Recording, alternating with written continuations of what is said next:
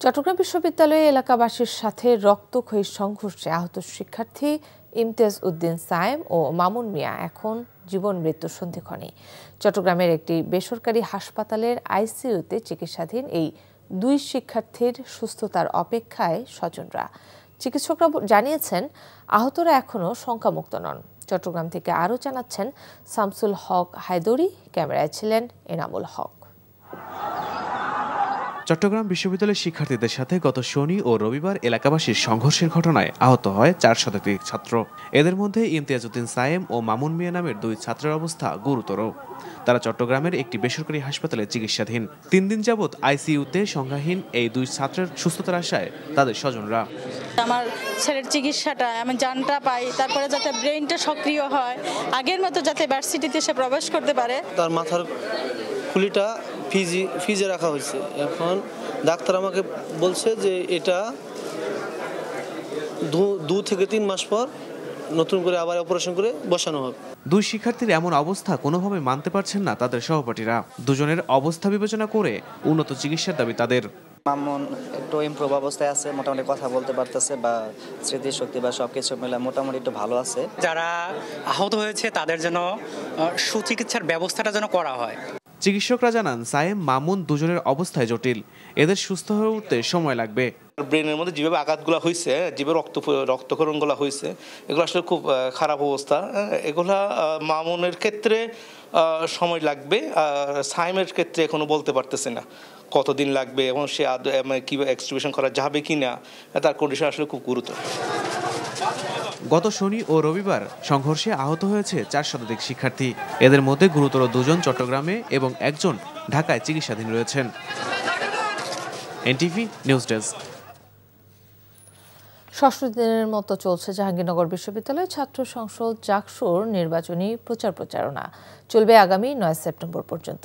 ছাত্রদল, ছাত্র শিবির, গণতান্ত্রিক ছাত্র সংসদ, বাম দল, স্বতন্ত্র শিক্ষার্থী সম্মিলন, সংসপ্তক পর্ষদ, স্বতন্ত্র অঙ্গীকার নামে 7টি প্যানেলের প্রার্থীদের বিরামহীন জনসংযোগে জমে উঠেছে নির্বাচন। এদিকে নির্বাচন উপলক্ষে আগামী 9 সেপ্টেম্বর বিশ্ববিদ্যালয়ের সকল বিভাগ ও ইনস্টিটিউটের পূর্ব নির্ধারিত অনুশীলনী পরীক্ষা সহ সকল পর্বের চূড়ান্ত পরীক্ষা স্থগিত করেছে কর্তৃপক্ষ। তবে ক্লাস যথারীতি চলবে। একই সাথে বিশ্ববিদ্যালয়ের সকল বিভাগ, ইনস্টিটিউটের ক্লাস পরীক্ষা এবং উইকেন্ড ইভিনিং প্রোগ্রাম সমূহের ক্লাস ও পরীক্ষা 10 থেকে 13 সেপ্টেম্বর পর্যন্ত স্থগিত রাখার সিদ্ধান্ত দিয়েছে বিশ্ববিদ্যালয় কর্তৃপক্ষ। জাহাঙ্গীরনগর বিশ্ববিদ্যালয়ের এক নারী শিক্ষার্থীকে ধাক্কা দেওয়ার ঘটনায় 25টি বাস আটক করেছে শিক্ষার্থীরা। গতরাতে বিশ্ববিদ্যালয়ের ডেরিগেট সংলগ্ন ঢাকা আরিচা মহাসড়ক থেকে রাজধানী পরিবহনের 25টি বাস আটক করা হয়। শিক্ষার্থীরা জানান, লোক প্রশাসন বিভাগের 50তম ব্যাচের শিক্ষার্থী হালিমা আক্তার টিউশন শেষে সাভার থানা স্ট্যান্ড থেকে রাজধানী পরিবহনের একটি বাসে ওঠেন। ডেরিগেটে নামার সময় ওই বাসের হেলপার তাকে ধাক্কা দিলে তিনি রাস্তায় পড়ে আহত হন। পরে চিকিৎসার জন্য সাভারের এনাম মেডিকেলে নেওয়া হয়। এ ঘটনায় দায়ী হেলপারকে শনাক্ত করে শাস্তির আওতায় আনার দাবি জানান শিক্ষার্থীরা। রাঙামাটির পর্যটনের আইকন ঝুলন্ত সেতু প্রতি বছর কাপ্তাই হ্রদে পানি বাড়লে নির্দিষ্ট একটা সময় ডুবে থাকে। এতে হতাশ হন ঘুরতে আসা দর্শনার্থীরা। স্থানীয়রা চান সেতু সংস্কার হোক। বিশেষজ্ঞরাও বলছেন, সেতু আর একটু উঁচুতে নিয়ে গেলে এই সমস্যার সমাধান সম্ভব। রাঙামাটি থেকে ফজলে এলাহির পাঠানো রিপোর্ট। 80-র দশকে রাঙামাটির প্রাকৃতিক সৌন্দর্যকে কাজে লাগিয়ে শহরের শেষ প্রান্তে 335 ফুট দীর্ঘ একটি ঝুলন্ত সেতু তৈরি করা হয়। কালক্রমে এই সেতু দেশব্যাপী পরিচিতি পায় ঝুলন্ত সেতু নামে। তবে গত 1 দশক ধরেই বর্ষা মৌসুমে কাপ্তাই হ্রদে পানি বাড়ার সাথে সাথে সেতুটি একটা নির্দিষ্ট সময় ডুবে থাকে হ্রদের পানিতে। কাপ্তাই হ্রদ তৈরির সময় বাঁধের নিরাপত্তা হিসাব নিকাশ করে এর সর্বোচ্চ পানির স্তর ধরা হয়েছিল 109 ফুট। তবে বর্তমানে কাপ্তাই হ্রদে 105 ফুট পানি হলেই ডুবে যাচ্ছে সিম্বল অফ রাঙামাটি খ্যাত ঝুলন্ত সেতুটি। এতে যেমন ঘুরতে আসা পর্যটকরা হতাশ, তেমনি ব্যবসায়ীরাও হতাশ কাঙ্ক্ষিত পর্যটক না পেয়ে। আমরাও এই ঝুলন্ত ব্রিজ দেখার জন্য এসেছিলাম, কিন্তু এসে দেখলাম যে এটা পানির নিচে। নিজের কাছে খারাপ লাগতেছে, যত টাকা খরচ করে এখানে আসলাম দেখার জন্য, ব্রিজটার নিচে পানির নিচে তলায় আছে। উদ্যোগরা এখন আসতেছে না, যার কারণে কিছু দেখার নেই, তার কারণে অর্থনৈতিকভাবে অনেক ব্যবসা লসের দিকে যাচ্ছে, আমরা বসে আছি। এদিকে দাবি উঠেছে সেতুটি অন্তত 5 ফুট উপরে তোলা হলে সেটি আর ডুবে যাওয়ার সম্ভাবনা নেই। বিশেষজ্ঞরাও বলছেন সেতুর মূল কাঠামো অক্ষুণ্ণ রেখে এটি উপরে তোলা সম্ভব।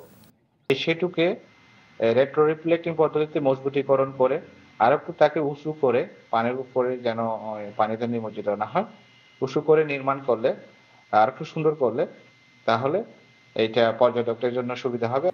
সেতু সংস্কারের উদ্যোগের কথা জানালো পর্যটন কর্পোরেশন ও জেলা পরিষদ।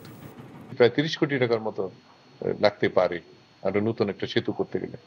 এটা উপদেষ্টা মহোদয়ের সঙ্গে আলাপ করবো আগামীতে যাতে এই ঝুলন্ত সেতুটাকে আমরা আরো সুন্দরভাবে ব্যবস্থা নেওয়া যায়, সেটা আমরা চেষ্টা করব। গত 29 জুলাই থেকে 1 মাসেরও বেশি সময় ধরে কাপ্তাই হ্রদের পানিতে ডুবে আছে ঝুলন্ত সেতু। NTV news desk. নাটোর পৌরসভার 2 নম্বর ওয়ার্ডের বিভিন্ন মহল্লার অর্ধশতাধিক বাসিন্দা হঠাৎ করেই ডায়রিয়ায় আক্রান্ত হয়েছে। এদের মধ্যে শিশু ও বয়স্কদের সংখ্যাই বেশি। আক্রান্তরা জানান, গত মধ্যরাত থেকে হঠাৎ করে পৌর এলাকার ঝাউতলা, কাঁঠালবাড়িয়া, চৌকিরপাড়, ডামপাড়া, উলুপুর মহল্লার বাসিন্দাদের মাঝে হঠাৎ করে পাতলা পায়খানা ও বমি শুরু হয়। হাসপাতাল কর্তৃপক্ষ জানায়, গত রাত থেকে একের পর এক ডায়রিয়া আক্রান্ত রোগী আসতে থাকে সদর হাসপাতালে। রোগীর চাপ সামলাতে হিমশিম খেতে হচ্ছে তাদের। সকল রোগীই ডায়রিয়ার উপসর্গ নিয়ে হাসপাতালে এসেছে। বাংলাদেশের পরবর্তী মার্কিন রাষ্ট্রদূত হিসেবে যোগ দিচ্ছেন ব্রেন্ট ক্রিস্টেনসেন। তাকে বাংলাদেশের রাষ্ট্রদূত মনোনয়ন দিয়েছেন মার্কিন প্রেসিডেন্ট ডোনাল্ড ট্রাম্প। সিনেটের অনুমোদন পেলে তিনি বাংলাদেশের রাষ্ট্রদূত হিসেবে ঢাকায় যোগ দেবেন। হোয়াইট হাউস জানায়, ক্রিস্টেনসেনকে বাংলাদেশের জন্য অ্যাম্বাসেডর পদে মনোনীত করা হয়েছে। তিনি মার্কিন পররাষ্ট্র দপ্তরের একজন পেশাদার সদস্য। কাউন্সিলর পদমর্যাদার ক্রিস্টেনসেন যুক্তরাষ্ট্রের ভার্জিনিয়া অঙ্গরাজ্যের বাসিন্দা। রাজশাহী বিশ্ববিদ্যালয়ের কেন্দ্রীয় ছাত্র সংসদ, রাকসু, হল সংসদ এবং সিনেট ছাত্র প্রতিনিধি নির্বাচনে মনোনয়নপত্র সংগ্রহের শেষ দিন আজ সকাল 10টা থেকে বিকেল 5টা পর্যন্ত আগ্রহী প্রার্থীরা মনোনয়নপত্র সংগ্রহ করতে পারবেন। এর আগে গতকাল শিক্ষার্থীদের দাবি ও প্রেক্ষিতে প্রথম বর্ষের শিক্ষার্থীদের ভোটার করার সিদ্ধান্ত নেয় নির্বাচন কমিশন। প্রথম বর্ষের শিক্ষার্থীরা চাইলে প্রার্থীও হতে পারবে। রাকসু নির্বাচনের ভোট গ্রহণ আগামী 25শে সেপ্টেম্বর।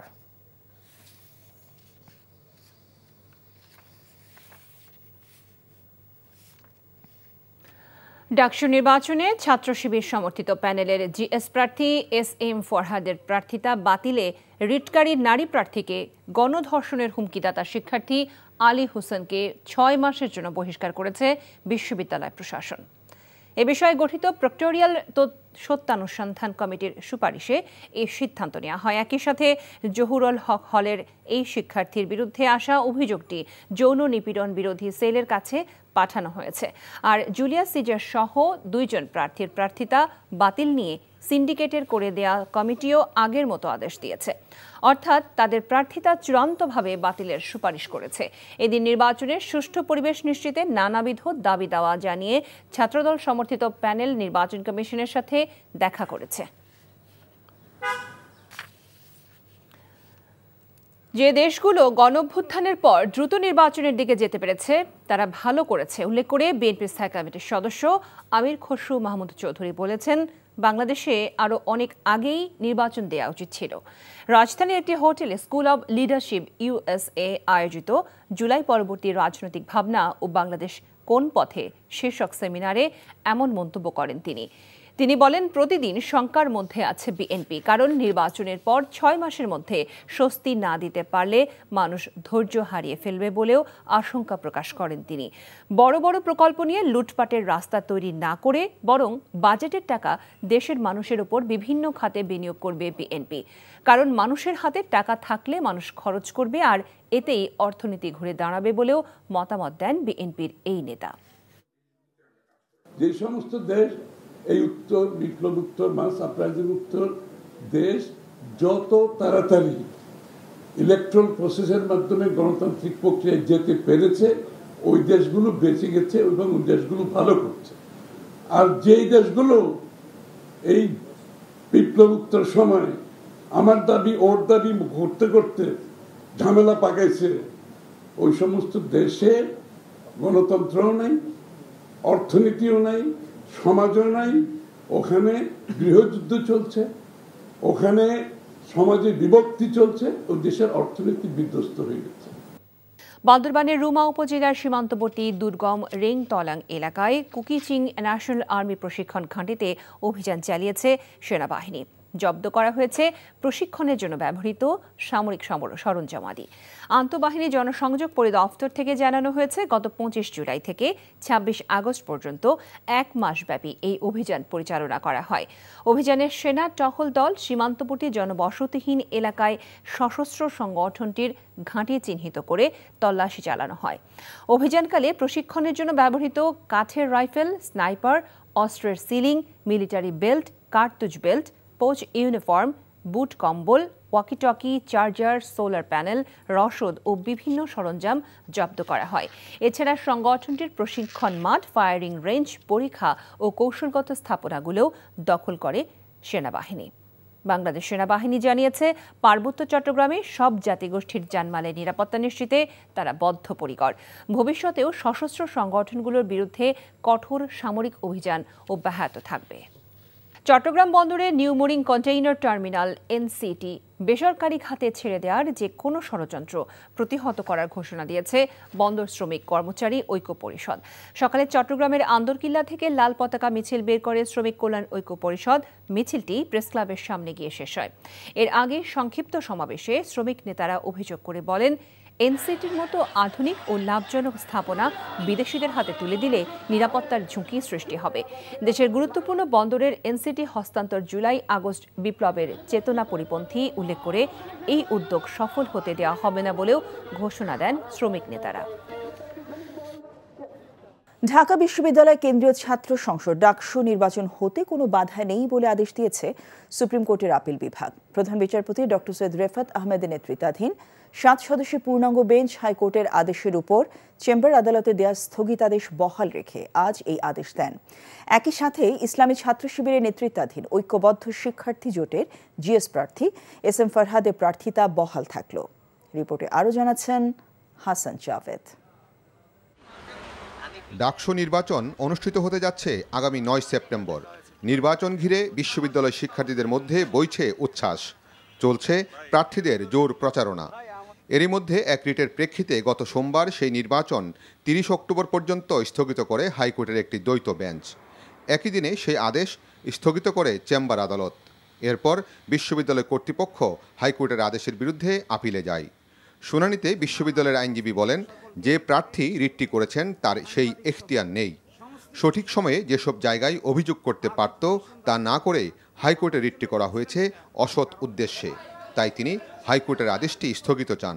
ডাকসু নির্বাচন অনুষ্ঠান করার ক্ষেত্রে সুপ্রিম কোর্টের আদেশ অনুযায়ী আর কোনো আইনি বাধা আমাদের সামনে নাই। আমরা আর্গুমেন্টে বলেছিলাম যে তার রিট আবেদন মোটেও চলনসই কোনো আবেদন নয়, কারণ ঢাকা বিশ্ববিদ্যালয়ের সামনে কোনো অবজেকশন না দিয়ে, আমাদের ট্রাইব্যুনালের কাছে না এসে, আমাদের প্রেসিডেন্টের কাছে না এসে সরাসরি তিনি হাইকোর্টে এসেছেন। এটি রিট জুরিসডিকশনের চিন্তা অনুযায়ী, জুরিসপ্রুডেন্স অনুযায়ী গ্রহণযোগ্য নয়। জিএস প্রার্থী SM ফরহাদ নিষিদ্ধ ছাত্রলীগের কমিটিতে ছিলেন। যে অভিযোগ এনে তার প্রার্থিতা বাতিল চেয়ে রিটটি করা হয়েছিল তা চলতে পারে না বলে আদালতে যুক্তি তুলে ধরেন ফরহাদের আইনজীবী। যেই গ্রাউন্ডে ওনার প্রার্থীতে চ্যালেঞ্জ করা হয়েছে সেটা সঠিক নয়। বলা হয়েছিল যে উনি নিষিদ্ধ সংগঠন, ছাত্র সংগঠনের সদস্য। আমরা দেখিয়েছি বিভিন্ন ডকুমেন্ট কোর্টের কাছে, কোর্টের নজরে এনেছি এবং আমরা বলেছি যে আসলে কখনোই উনি কোনোদিন ওই নিষিদ্ধ সংগঠনের সাথে জড়িত ছিলেন না। আদালত আমাদের এই বক্তব্য গ্রহণ করেছেন। শুনানিতে রিটকারের আইনজীবীরাও নির্বাচন স্থগিত চাননি। তারা ফরহাদের প্রার্থিতা বাতিল এবং হাইকোর্টের আদেশের কিছুটা পরিমার্জন চেয়েছিলেন। Hasan Javed, NTV news, Dhaka. ডাকসু নির্বাচন হতে বাধা নেই, আপিল বিভাগের এমন রায়কে স্বাগত জানিয়েছে বিশ্ববিদ্যালয়ের শিক্ষার্থী ও ডাকসু নির্বাচনের প্রার্থীরা। রায়ের পরপরই উৎসবমুখর পরিবেশে পুরো দমে প্রচারণা শুরু করে ছাত্রদল ছাত্র শিবির, ছাত্র সংসদ সমর্থিত প্যানেল সহ বিভিন্ন প্যানেল ও স্বতন্ত্র প্রার্থীরা। কোনো ষড়যন্ত্রের মাধ্যমে ডাকসু নির্বাচন বানচালের চেষ্টা হলে বিশ্ববিদ্যালয়ের শিক্ষার্থীরা তা প্রতিহত করবে বলে জানান তারা। এদিকে ডাকসু নির্বাচনে ছাত্র শিবির সমর্থিত প্যানেলের জিএস প্রার্থী এস.এম. ফরহাদের প্রার্থিতা বাতিলে রিটকারী নারী প্রার্থীকে গণধর্ষণের হুমকিদাতা শিক্ষার্থী আলী হোসেনকে 6 মাসের জন্য বহিষ্কার করেছে বিশ্ববিদ্যালয় প্রশাসন। চট্টগ্রাম বিশ্ববিদ্যালয়ে শিক্ষার্থী ও গ্রামবাসীর মধ্যে সংঘর্ষের ঘটনায় 95 জনের নাম উল্লেখ করে অজ্ঞাতনামা 1000 জনকে আসামি করে মামলা করেছে বিশ্ববিদ্যালয় প্রশাসন। আটক করা হয়েছে 8 জনকে। ভোরে হাটহাজারী উপজেলার জোবরা গ্রামে অভিযান চালিয়ে তাদের আটক করে র্যাব। এর আগে গতরাতে সংঘর্ষ ঘটনায় থানায় মামলা দায়ের করা হয়। এদিকে বিশ্ববিদ্যালয়ে আজ ক্লাস শুরু হলেও শিক্ষার্থীদের উপস্থিতি ছিল কম। টানা দুদিনের সংঘর্ষ ঘটনায় জারি করা 144 ধারা তুলে নেয় ধীরে ধীরে স্বাভাবিক হতে শুরু করেছে ক্যাম্পাস ও এর আশেপাশের এলাকা। তবে এখনও মোতায়েন রয়েছে আইন শৃঙ্খলা বাহিনীর সদস্য। বিএনপি 47তম প্রতিষ্ঠা বার্ষিক উপলক্ষে দেশের বিভিন্ন স্থানে শোভাযাত্রা ও সমাবেশ করেছে দলটির নেতাকর্মীরা। ফরিদপুরের সদরপুরে বিএনপি সমাবেশে কৃষক দলের সাধারণ সম্পাদক শহীদুল ইসলাম বাবুল হুঁশিয়ারি করেন, নির্বাচন বানচালের অপচেষ্টা রুখে দেওয়া হবে। পরে একটি র্যালি বের করা হয়। নারায়ণগঞ্জের রূপগঞ্জে শোভাযাত্রার উদ্বোধনকালে জাতীয় নির্বাহী কমিটির সদস্য কাজী মনিরুজ্জামান মনির বলেন, আপসী নেত্রী খালেদা জিয়া ও বিএনপির ভারপ্রাপ্ত চেয়ারম্যান তারেক রহমানের নেতৃত্বে পুনরুদ্ধার হবে গণতন্ত্র। নেত্রকোনায় বড়াহাট্টা রোড থেকে বর্ণাঢ্য র্যালি বের হয়। পরে সমাবেশে বক্তব্য রাখেন জেলা বিএনপির সাবেক সভাপতি আশরাফ উদ্দিন খান সহ অন্যরা। প্রতিষ্ঠা বার্ষিক উপলক্ষে ব্রাহ্মণবাড়িয়ার নাসির নগরে র্যালি ও আলোচনা সভা অনুষ্ঠিত হয়েছে। ময়মনসিংহের ভালুকায় প্রতিষ্ঠা বার্ষিকের র্যালি ও সমাবেশে উপস্থিত ছিলেন দক্ষিণ জেলা বিএনপির আহ্বায়ক জাকির হোসেন বাবুল সহ অন্যরা। এদিকে বিএনপি প্রতিষ্ঠা বার্ষিক উপলক্ষে ধামরাই থানা ও অঙ্গ সংগঠন সমাবেশ অনুষ্ঠিত হয়েছে। এতে প্রধান অতিথি ছিলেন ঢাকা জেলা যুবদলের সভাপতি ইয়াসিন ফেরদৌস মুরাদ। এছাড়া নরসিংদী, সাভার, ফেনী, যশোর, টাঙ্গাইল, কিশোরগঞ্জ, মংলা সহ দেশের বিভিন্ন স্থানে পালিত হয়েছে বিএনপির প্রতিষ্ঠা বার্ষিক।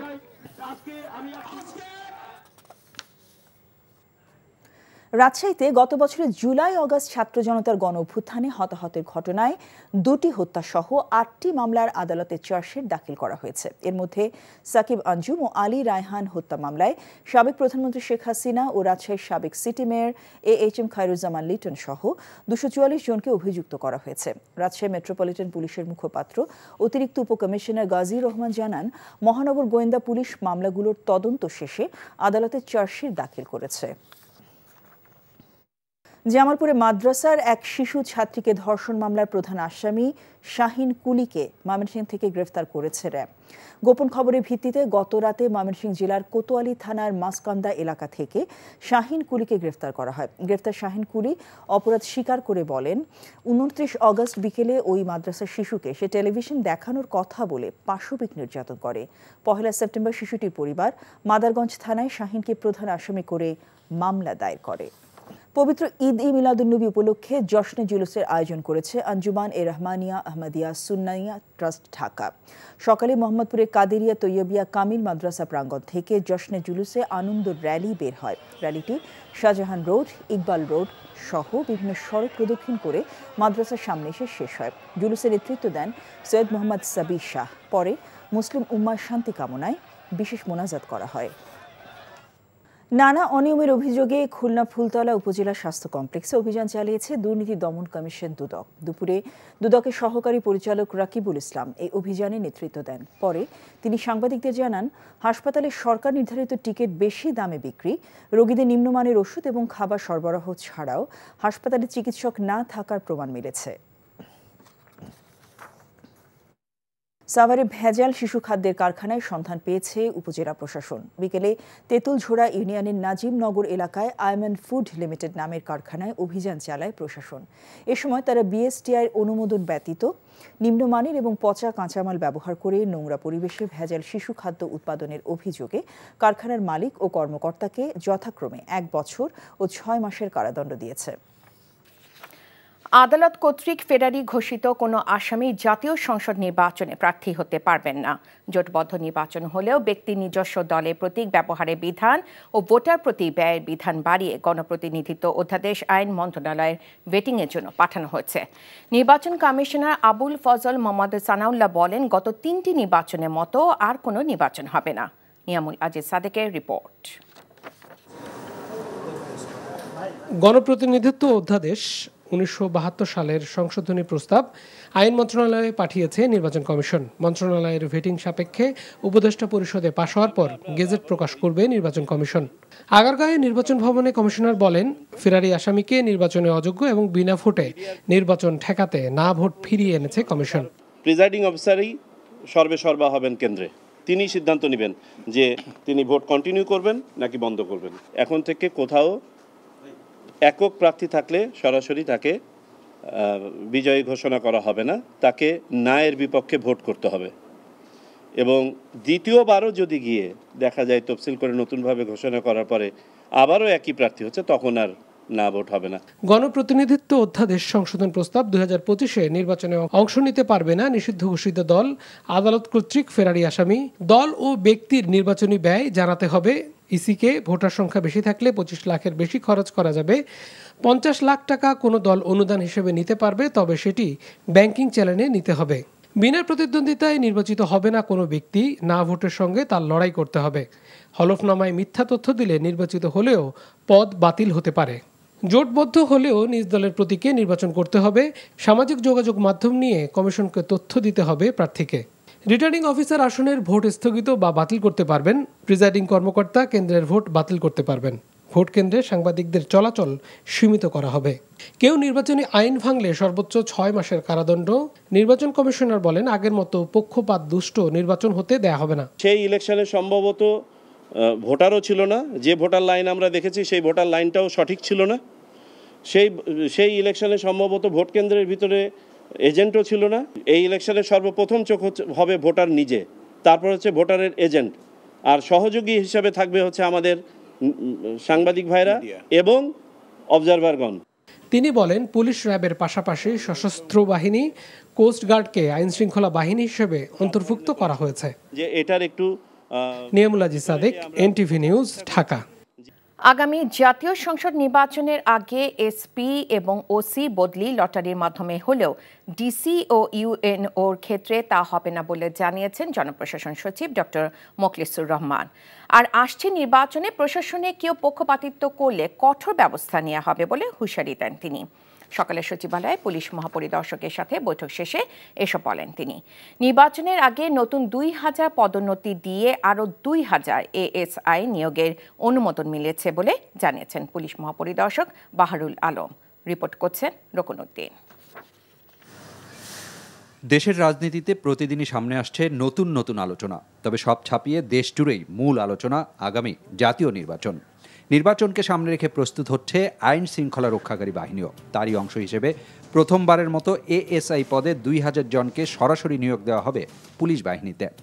আইন ও বিধি মেনে সেই প্রক্রিয়া ত্বরান্বিত করার বিষয়ে আলোচনা করতে বুধবার জনপ্রশাসন মন্ত্রণালয়ে আসেন পুলিশের মহাপরিদর্শক।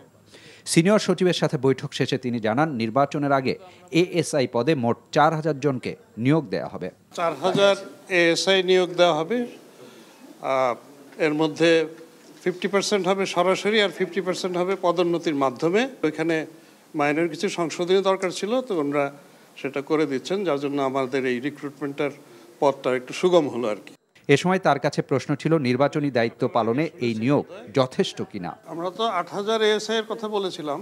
আর আগামী নির্বাচনকে সবার সামনে মডেল নির্বাচন হিসেবে তুলে ধরার লক্ষ্য নিয়ে প্রশাসন কাজ করছে বলে জানান জনপ্রশাসন সচিব। বলেন, বিগত 3টি নির্বাচনে প্রশাসনের পক্ষ থেকে যেভাবে দায়িত্ব পালন করা হয়েছে, এবার তা আর হবে না। কারো পক্ষে অথবা কোনো দলের পক্ষে এতটুকু যদি কেউ কোনো মানে আমরা এখন পর্যন্ত জানি যে সেরকম নাই, যদি আমরা এরকম বুঝি তাকে উইথড্র করা হবে এবং প্রচলিত আইনের আওতায় এনে তাদের বিরুদ্ধে প্রশাসনিক ব্যবস্থা নেওয়া হবে। সকলেই চাই একটা মডেল, একটা আমরা কি বলবো, গর্ববোধ করি এই ধরনের একটা নির্বাচন হোক। কখনো কোনো দিন লটারির মধ্যে সিভিল সার্ভিসের পোস্টিং হয়নি, এখনও হচ্ছে না, হবে না। এখন হলো কমপ্লেনের এগেনস্টে আমাদের ফিট লিস্ট আছে, সেখান থেকে তাকে উইথড্র করা হচ্ছে। মাঝে দেখছেন কিছু হয়েছে, আরও সামনে হবে। তফসিল ঘোষণার পর আইন অনুযায়ী নির্বাচন কমিশনই প্রশাসনের রদবদল করবে বলেও জানান সচিব। Rokonuddin, NTV news, Dhaka. মহেশখালী মাতারবাড়ি শুধু একটা ফ্যাসিলিটিং জোন হিসেবে নয়, বরং সেখানে একটি নতুন শহরের জন্ম হবে।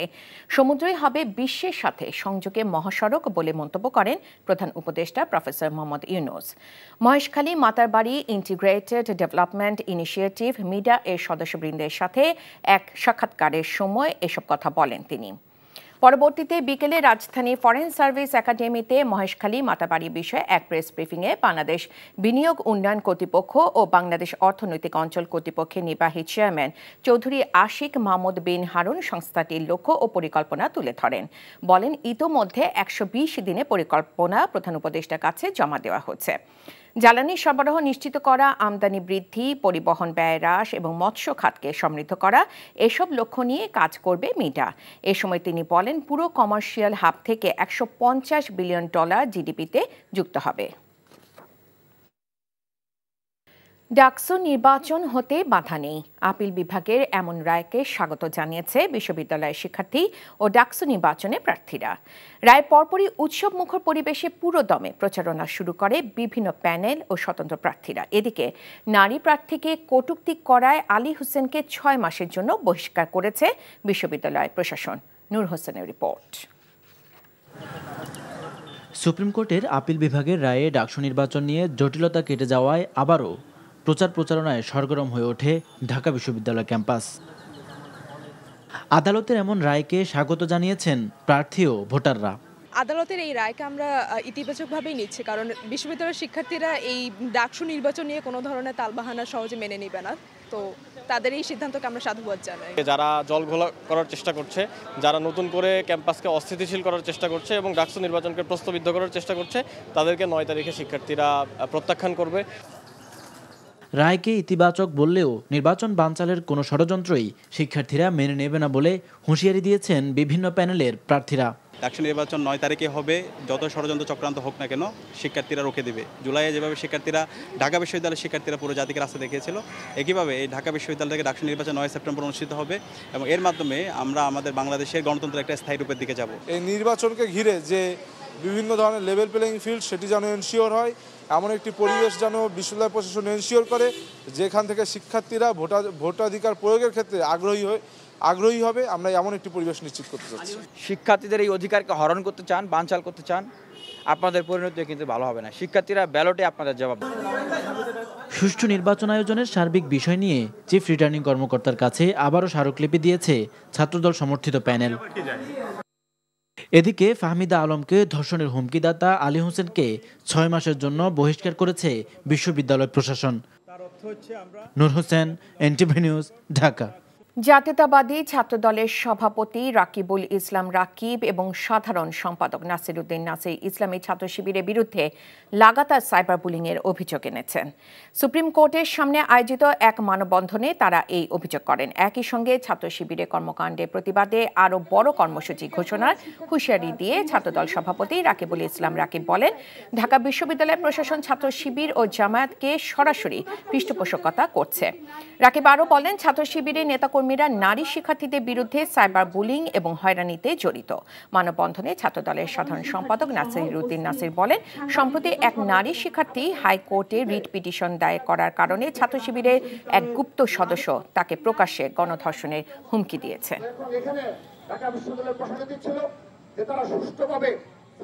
গণ অভ্যুত্থান পরবর্তী সময়ে বাংলাদেশের নারীদের উপর যেরকম সাইবার বুলিং হয়েছে, নারীদের উপর যেরকম আক্রমণ করা হয়েছে, তার প্রতিটি ঘটনায় গুপ্ত সংগঠন ছাত্র শিবিরের বিভিন্ন পর্যায়ে নেতা কর্মীরা জড়িত রয়েছে। ফাহমিদা সহ বাংলাদেশের সকল নারী যারা নির্যাতিত হয়েছে সবার পাশে বাংলাদেশ জাতীয় ছাত্রদল এক এবং ঐক্যবদ্ধভাবে আমরা পাশে থাকবো ইনশাআল্লাহ। রাজধানীর পল্টন মোড়ে সড়ক অবরোধ কর্মসূচি পালন করেছে গণ অধিকার পরিষদের নেতাকর্মীরা। দলের সভাপতি ও ডাকসুর সাবেক ভিপি নুরুল হক নূর সহ নেতাকর্মীদের উপর হামলার বিচার, স্বরাষ্ট্র উপদেষ্টার পদত্যাগ এবং জাতীয় পার্টি সহ 14 দলের রাজনীতি নিষিদ্ধের দাবিতে এ কর্মসূচি পালন করা হয়। বিকেল 5টার দিকে পল্টন মোড়ে অবস্থান নিয়ে 1 ঘন্টা সড়ক অবরোধ শেষে বিজয়নগরে আল রাজি কমপ্লেক্সের সামনে গিয়ে সমাবেশ করে কর্মসূচি শেষ করে তারা। এ সময় সংগঠনের সাধারণ সম্পাদক রাশেদ খান বলেন, সভাপতি নুরুল হক নূর সহ নেতাকর্মীদের ওপর হামলা বিচার করতে হবে। ঘোষণা দেন আগামী 5 সেপ্টেম্বর বিকেল 3টায় শাহবাগ মোড়ে ফ্যাসিবাদ বিরোধী সংহতি সমাবেশের। গণ অধিকার পরিষদের সভাপতি ও ডাকসুর সাবেক ভিপি নুরুল হক নূর পুরোপুরি ঝুঁকি মুক্ত বলে জানিয়েছেন ঢাকা মেডিকেলের পরিচালক ব্রিগেডিয়ার জেনারেল মোহাম্মদ আসাদুজ্জামান। বলেন, তার শারীরিক অবস্থা দ্রুত উন্নতি হচ্ছে। এদিকে নূরকে দেখতে গিয়ে আমার দেশ পত্রিকার সম্পাদক মাহমুদুর রহমান জানান, নূরের উপর হামলার দায় সরকার এড়াতে পারে না। রিপোর্ট করছেন ফাহাদ মোহাম্মদ। ঢাকা মেডিকেল কলেজ হাসপাতালে চিকিৎসাধীন গণ অধিকার পরিষদের সভাপতি ও ডাকসুর সাবেক ভিপি নুরুল হক নূরকে দেখতে যান আমার দেশ পত্রিকার সম্পাদক মাহমুদুর রহমান। এই সময় নূরের উপর হামলার ঘটনা সরকারের কোনো না কোনো পর্যায়ের নির্দেশেই হয়েছে বলে অভিযোগ করেন তিনি। তাই এই হামলার নির্দেশদাতাদের খুঁজে বের করাও সরকারের দায়িত্ব বলে জানান তিনি। পুলিশ এবং সেনাবাহিনীর সদস্যরা যে চরম নিন্দনীয় এবং রহস্যজনক হামলা চালিয়েছে তার ব্যাখ্যা দেওয়ার দায়িত্ব বর্তমান সরকারের। এই আক্রমণের দায়িত্ব সরকার নিতে পারে না, কারণ এই সরকারের নির্দেশেই এই হামলা হয়েছে, নিশ্চয়ই কোনো না কোনো নির্দেশে। এর মধ্যে বিচার বিভাগীয় তদন্ত কমিটি গঠিত হয়েছে এবং বাংলাদেশের জনগণ সেই তদন্ত কমিটিকে খুব তাড়াতাড়ি জানতে চায় যে এই আক্রমণের পেছনে উস্কানিদাতা কারা ছিলেন এবং নির্দেশদাতা কারা ছিলেন। নূরের শারীরিক অবস্থা সম্পর্কে ঢাকা মেডিকেল কলেজ হাসপাতালের পরিচালক ব্রিগেডিয়ার জেনারেল মোহাম্মদ আসাদুজ্জামান জানান, নূর এখন পুরোপুরি ঝুঁকিমুক্ত, দেশেই তার চিকিৎসা সম্ভব। তবে ফলো আপের জন্য দেশের বাইরে যাবেন কিনা তা পরিবারের সিদ্ধান্ত বলে জানান তিনি। স্টেবল আছেন এবং ওনার উন্নতি হচ্ছে এবং যেটুকু যে নার্জাল বোন ফ্র্যাকচার অথবা ম্যাক্সিলার ফ্র্যাকচারের ক্ষেত্রে জাস্ট মানে এই ট্রিটমেন্ট যেটা চলছে এটা কন্টিনিউ করলেই মানে কনজারভেটিভ ট্রিটমেন্টেই উনি আস্তে আস্তে ভালো হয়ে উঠবেন। বোর্ডের রিকমেন্ডেশন হচ্ছে উনি যে নেক্সট ফলো আপ করবেন, নেক্সট ফলো আপটা উনি চাইলে বাংলাদেশেও করতে পারেন, বাইরেও করতে পারেন, উনি যদি ইচ্ছা করেন। এই মুহূর্তে তার চিকিৎসার পাশাপাশি বিশ্রাম প্রয়োজন, নতুন করে উদ্বিগ্ন হওয়ারও কিছু নেই বলে জানান ঢাকা মেডিকেল কলেজ হাসপাতালের পরিচালক। নেতাকর্মীদের অযথা কেবিনে ভিড় না করারও অনুরোধ জানান তিনি। Fahad Mohammad, NTV news, Dhaka. ভয়ভীতি ও মেরে ফেলার হুমকি দিয়ে জামায়াতে ইসলামের নেতা ও প্রাক্তন সংসদ সদস্য দেলোয়ার হোসেন সাঈদীর বিরুদ্ধে মানবতাবিরোধী অপরাধের মিথ্যা মামলা ও সাক্ষ্য দিতে বাধ্য করা হয়েছিল বলে আন্তর্জাতিক অপরাধ ট্রাইব্যুনালের প্রসিকিউশনের কাছে অভিযোগ দায়ের করা হয়েছে। সাঈদীর বিরুদ্ধে করা মামলার বাদী বীর মুক্তিযোদ্ধা মাহবুবুল আলম হাওলাদার ট্রাইব্যুনালে আজ এই অভিযোগ জমা দেন। এতে সাবেক প্রধানমন্ত্রী শেখ হাসিনা সহ 40 জনের বিরুদ্ধে ব্যবস্থা নেওয়ার আর্জি জানান তিনি। এ সময় অপর দুই সাক্ষী আলতাফ হাওলাদার ও মোহাম্মদ মাহতাব উদ্দিন হাওলাদার তার সাথে ছিলেন। তারাও জানান তাদের ভয়ভীতি দেখিয়ে সাঈদীর বিরুদ্ধে সাক্ষ্য দিতে বাধ্য করা হয়েছিল। কাল কোয়াবের সভাপতি পদে নির্বাচন, প্রতিদ্বন্দ্বিতা করবেন সাবেক ক্রিকেটার সেলিম শাহেদ ও মোহাম্মদ মিঠুন। বিকেল 3টায় শুরু হবে ভোট গ্রহণ। এদিকে আসন্ন বিসিবি নির্বাচনে অংশ নিতে আগ্রহী সাবেক অধিনায়ক মিনহাজুল আবেদিন নান্নু। নিলয় মজুমদারের রিপোর্ট। একাডেমি ভবনের এক প্রান্তে চলছে নির্বাচনের প্রস্তুতি। প্রথমবারের মতো কোয়াবের সভাপতি পদে হবে লড়াই। 215 জন ভোটারের ভোটে সাবেক ক্রিকেটার সেলিম শাহেদ ও বর্তমানে এখনও মাঠের ক্রিকেট খেলে যাওয়া মোহাম্মদ মিঠুনের মধ্যেই একজন দায়িত্ব পাবেন ক্রিকেটারদের কল্যাণে গঠিত সংগঠনের। যারা সরাসরি আসতে পারবেন না তাদের জন্য থাকছে ভার্চুয়ালি ভোট দেওয়ার সুযোগ।